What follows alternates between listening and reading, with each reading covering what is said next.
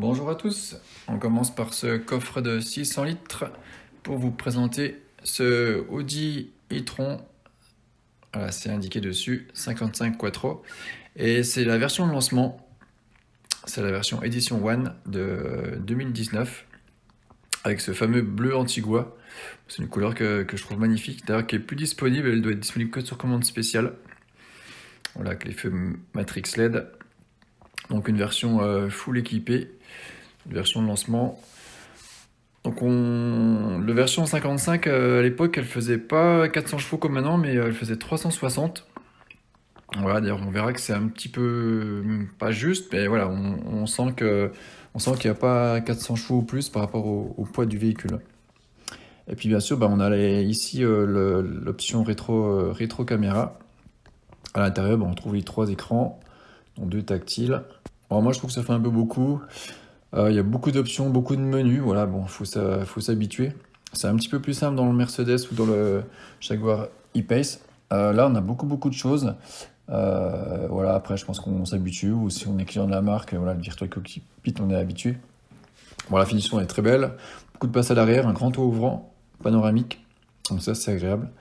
On a aussi un petit coffre sur le devant pour les câbles. Donc moi, je trouve que le coffre derrière est un petit peu juste. Mais voilà, il est dans la moyenne de ces véhicules-là. Et c'est parti pour l'essai dynamique.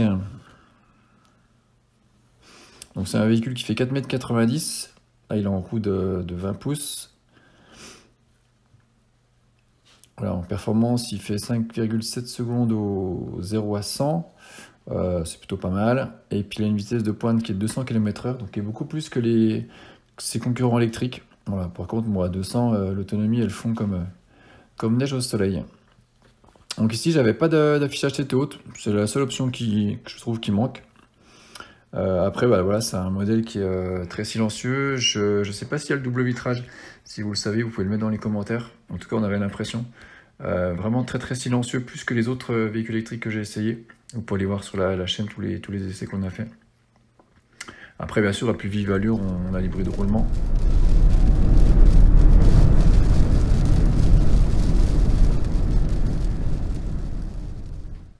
Voilà, je vous ai laissé un petit peu entendre.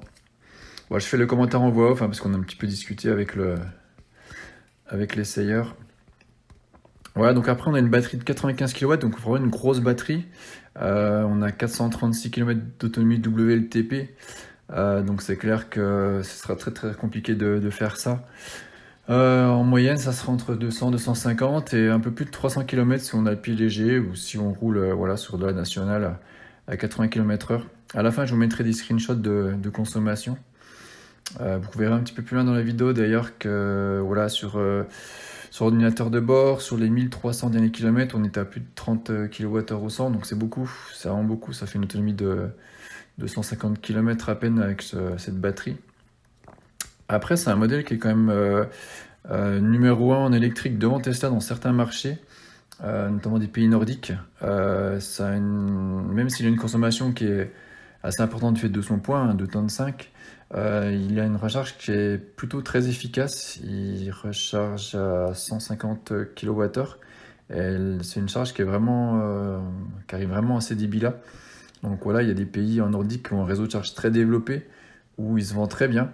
Pareil, son autonomie sur des pays comme la Suisse, Luxembourg, où on n'a pas les distances aussi importantes qu'en France, c'est des autonomies qui peuvent être suffisantes. Après, moi, je l'ai trouvé très lourd. Au début, je pensais qu'il avait 400 chevaux, donc j'étais étonné, je le trouvais un petit peu juste. D'ailleurs, on va faire un petit 0 à 100, je le trouve un petit peu juste. Et en fait, comme c'est la version de lancement, il avait 360 chevaux à l'époque. Voilà, et on va se faire un petit 0 à 100.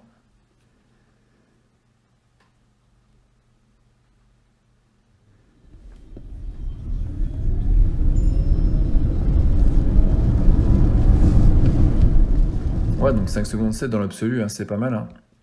Mais on n'a pas de sortie de puissance. Ils sortent maintenant en version S aussi, qui a 500 chevaux. Donc là, ça doit être sympa. Après, au niveau des avis clients, j'ai regardé un petit peu sur les forums. Il y a des gens qui sont très contents. Et il y en a qui sont très déçus par l'autonomie. C'est sûr qu'après en hiver aussi, bah, l'autonomie elle fond de 30%. Donc voilà, il faut le savoir quand on achète la voiture. Après, voilà, on verra à la fin que ce modèle-là, spécifiquement, il y a une très grosse remise et donc c'est du coup une bonne affaire là à faire. C'est pas un modèle que je prendrais en neuf effectivement, mais là ça vaut le coup.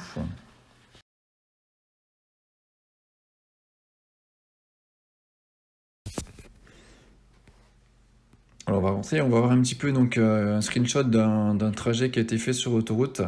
Voilà, sur une autoroute limitée à 130, mais un trajet à 110 de moyenne. Vous voyez, sur 500 km, 25 kWh au 100. Donc c'est correct pour la taille du véhicule. Donc là, c'est un modèle qui valait neuf avec les options 114 000 euros. Il a 5000 km, il est mars 2019, donc il a pile 2 ans.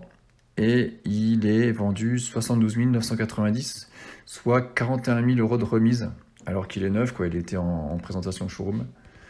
Et en plus, comme il a 2 ans, le petit bonus, c'est qu'on a aussi 1000 euros encore de remise de bonus voiture électrique d'occasion. Donc voilà, ça fait presque 40% de remise.